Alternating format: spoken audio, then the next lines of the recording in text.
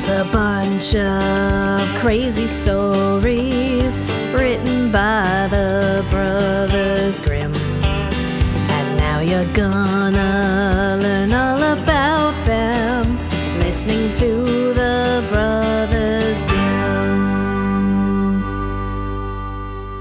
Hello, friends and relations, students and scholars. Welcome to the Brothers Grimm podcast, a podcast in which we delve into the realm of the early 19th century Brothers Grimm fairy tales, including this one, story 61, The Little Peasant. My name is Phil. Yeah, my name is Mike. Mike, how are you now? I think I'm doing okay. We're in post-holiday letdown at this point. How are you, Phil? I'm decent. I think as the night rolls to a close, that I'm safe in saying that I will finish third for our fantasy football league. Again, you, I assume, will be winning the championship again, despite not drafting or paying any attention to the season, which is very frustrating. Yeah, it sucks to watch an auto draft win, huh? Yeah. I mean, I have been at the wheel since draft, and I have been making pickups and things like that. It's not like it's just been on auto since the draft. But for one thing in our game, in that first round, if I had taken Brock Purdy out and put in Goff, I would be winning the championship right now, I think. That was rough, yeah.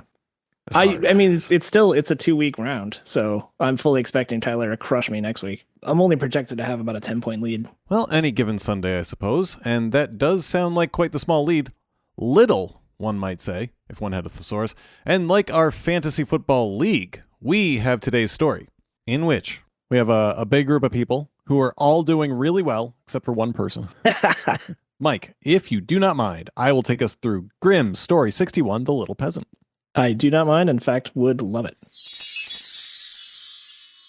Once upon a time, there's a village full of peasants, and they're all doing pretty great except for this one fella, who is so poor that he and his wife didn't even have a cow to their name. So the town called him the Little Peasant. One day, the Little Peasant and his wife, they had a carpenter make them a calf statue out of wood, had it brought to the pasture where they figured it'll get bigger. We'll eventually sell this cow.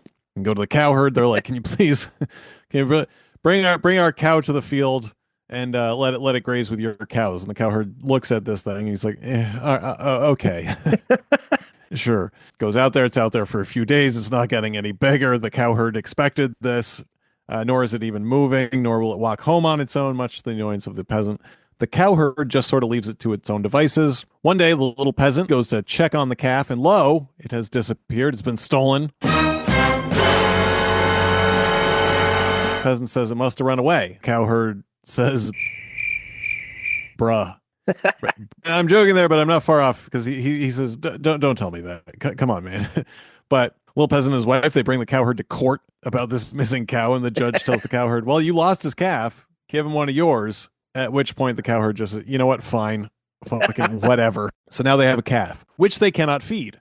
The cow herd wants nothing to do with them, I assume. So he's like, no, I'm not bringing your cow out with my people. The peasant and his wife thus kill the calf, thinking they can sell the skin, they can eat the meat. On his way to town to sell the skin, little peasant finds a raven with broken wings, and he wraps the raven in the hide, trying to make it feel a little better. In the meantime, the weather starts growing bad.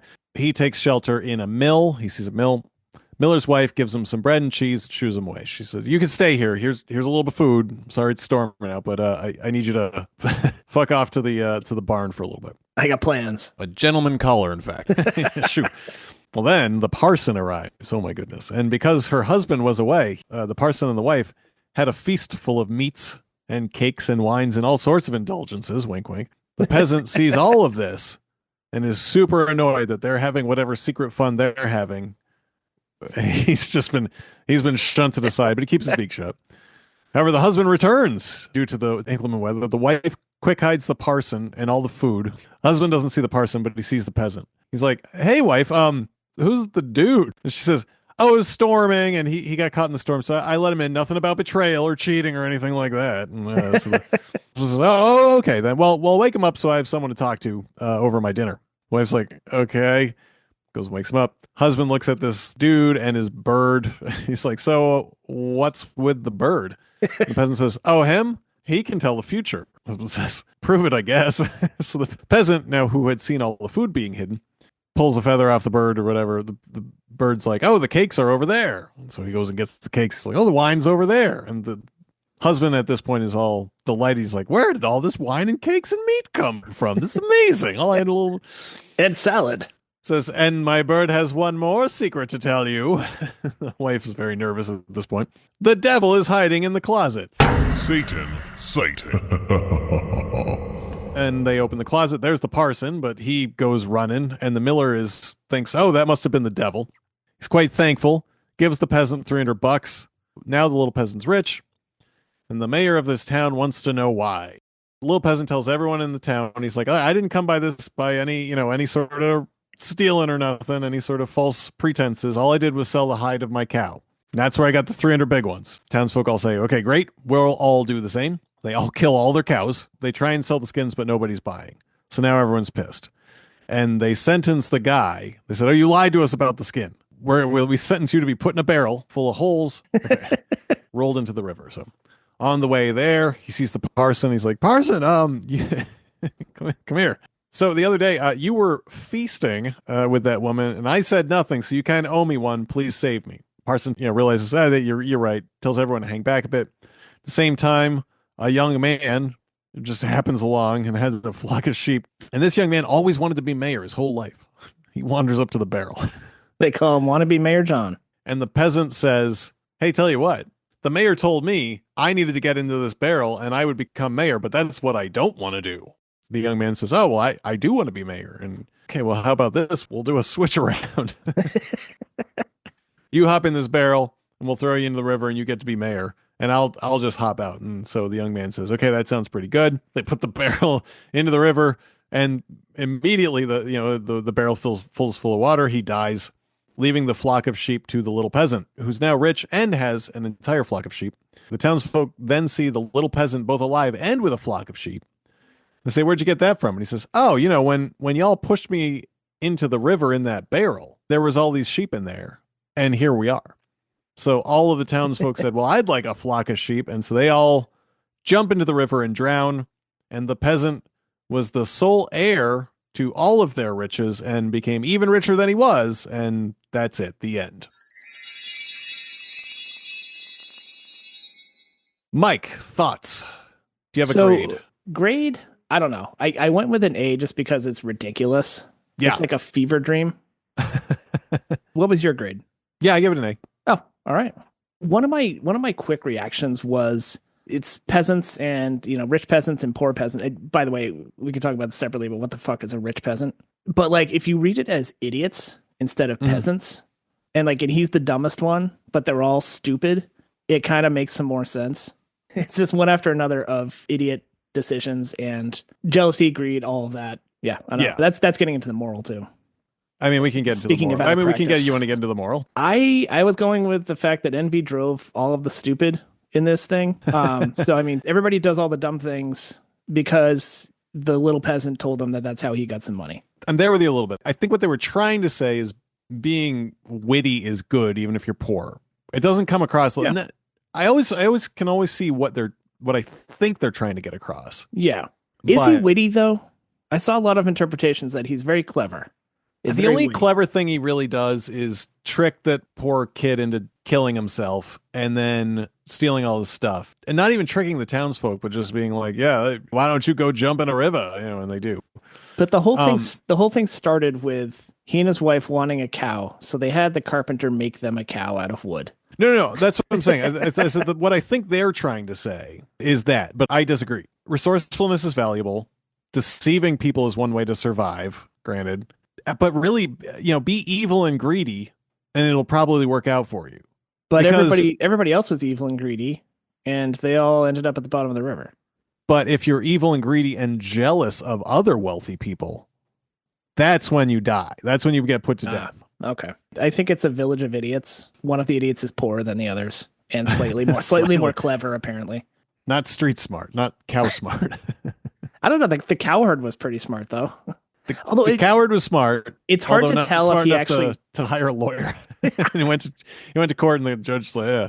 It's hard to tell if he actually knew it was wooden or not. I think he knew it was wooden, and I think he was pissed that he had and he was like, "Oh, the cow must have run away," and the cowherd was. So it's like, shut the fuck up, man. I'm not hearing. Didn't. Yeah, Although maybe he was clever. Maybe that was the plan all along. Arn Thompson, index type 1535, the rich peasant and the poor peasant, I guess, is what my research showed me. And a little bit of type 1737, trading places with the trickster in a sack. Which is just that bit at the end, which I feel the poor shepherd did nothing except aspire to do some public service, I guess. Do you know how much the mayor in my town gets? Like a year? No. It's like $1,600. Huh. It's basically gas money. Like the mayor of my village, it's like a volunteer position, more or less. I guess it's a jumping off point if you want to do something bigger, but yeah, it's not like the mayor of Boston. You can't really grift too much. I was gonna say, like, maybe this is why kickbacks and bribes are so well that you can get away with it in a bigger city. There's much more infrastructure. Like, there's what. Yeah, I guess there's always the question of like, what power does the mayor have? Like my town doesn't have a mayor because we're not big enough, but we do have a town manager, and I just looked it up, and he makes a comfortable 262. Oh damn! I feel bad for everyone in this story except the little peasant. And we talked about this a little earlier. Shepherd did absolutely nothing and just gets murdered. Yep. The townsfolk, they put him to death for no real reason. Yeah. You can walk that back, but they all die jumping into the river. But the dude is like poisons everything he touches. Everyone dies. Everyone but him dies. I would assume his wife lived. Oh, who knows? They don't talk about it at the end. Yeah. Do you have any other notes? the whole Miller's wife thing was weird. Oh. And like of all the people in the town that she has a regular affair with, it's the parson. Oh yeah. Like she clearly was expecting him. It's like, and then the parson shows up and they had all kinds of roast meats and delights. And then they never come out and say it, but when she goes to hide everything, she hides the cakes under the bed, the meat in the oven, the wine under the pillow, and the salad under in the bed. Yeah. And it's like it's all it's most largely centered around the bed, and it's really their way of pointing it out as adultery. Oh, it was very clearly adultery. Feasting on the parson, but that's of course feasting on the parson. That's classic, right? While I was researching this, I came across another version called Hare Hands. It's a little bit different. I liked it. So the main character is disliked, and the others, I guess they're all bakers. The others smash his crockery oven or something. So he puts parts of it into a sack and carries it to a noble woman and says, "Here, hold on to this for me and I'll be back for it." She's like, "What is it?" And he's like, "It's expensive and rare spices and herbs." And she's like, "Okay, cool." So then a little while later, he comes back and accuses her of stealing it. Basically, he extorts $300 out of her for not taking her to court for not stealing his oven. And so then all the other ones are like, "Wait, where did you get that money?" He goes, "Oh, I sold my broken oven." So they all smash their ovens, and then they don't get anything for them, and they're all mad. So they condemn him to death, and so they all arrive at his house with pitchforks. He dresses up in his mother's clothes and sneaks out the back.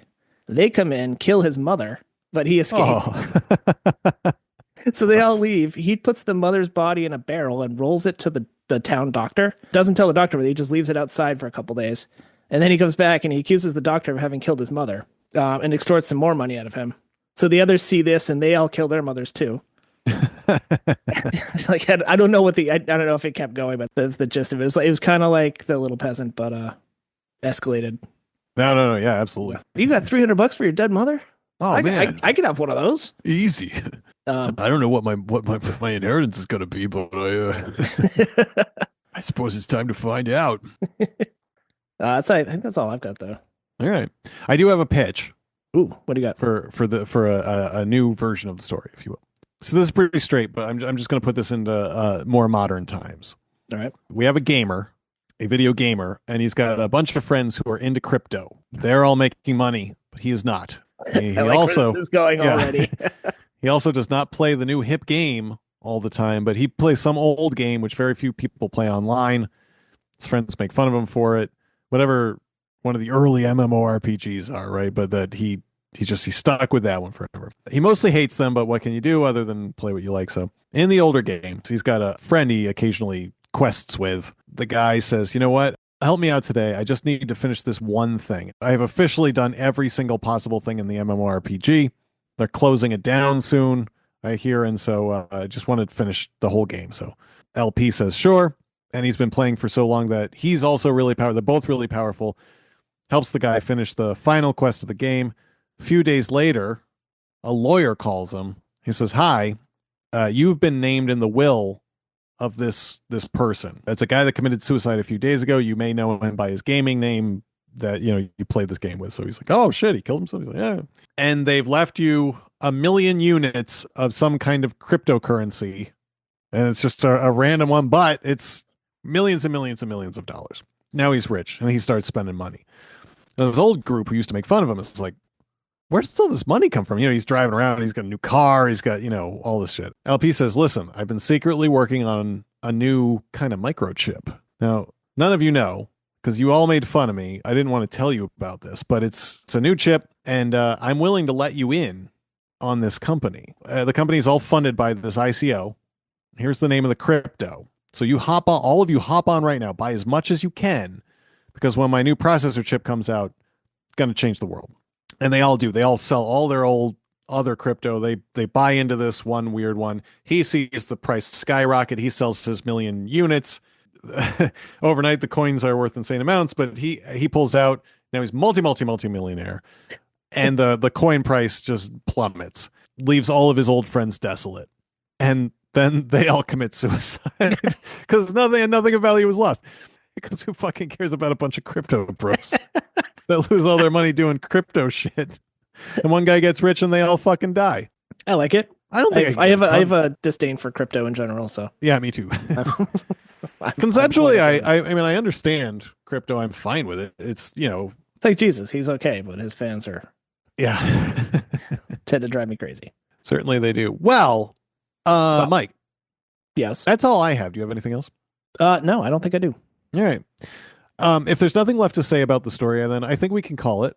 Before we do that, though, Mike, is there a way for anyone to contact us if they have thoughts that they wish to share and perhaps have those thoughts shared on a future episode? Abso-freaking-lutely. We can always be reached at brothersdimpodcast@gmail.com. And we're also on Blue Sky at brothersdim. Awesome. Thank you, Mike. And thank you to all of our fans for listening. This has been story number 61, The Little Peasant.